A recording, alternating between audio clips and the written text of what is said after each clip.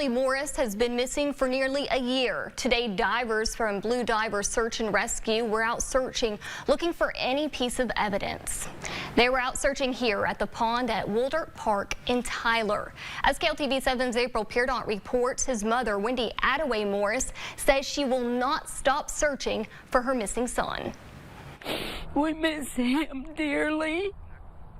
With every day that passes, it's just worse. The search has not stopped for 29-year-old Harley Morris from Tyler. We've had a lot of people from the community reach out. But with almost a year since his disappearance, no leads have led to him being found. And with no information coming in,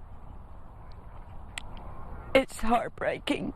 Harley Morris was last seen on January 21st as he was leaving 50 Grand Club in Tyler. Today, 11 months later, divers from Blue Diver Search and Recovery Company used an underwater drone. And this allows us to have every view that we would have underwater To find something that can lead them to the night of Harley's disappearance. We connect it to the wireless network, and then we operate it from our phone. We've been scouting all morning, trying to find areas for searches that would maybe come up with some type of clothing articles, which we still have not found. The drone helped capture every inch of the pond near Woldert Park, where Wendi Attaway-Morris believes there might be clues. Until we find him.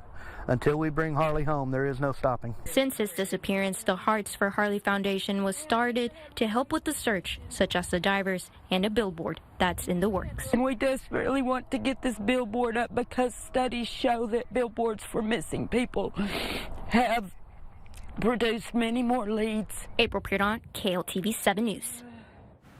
And Wendi tells us they're planning on having that billboard up within the next week.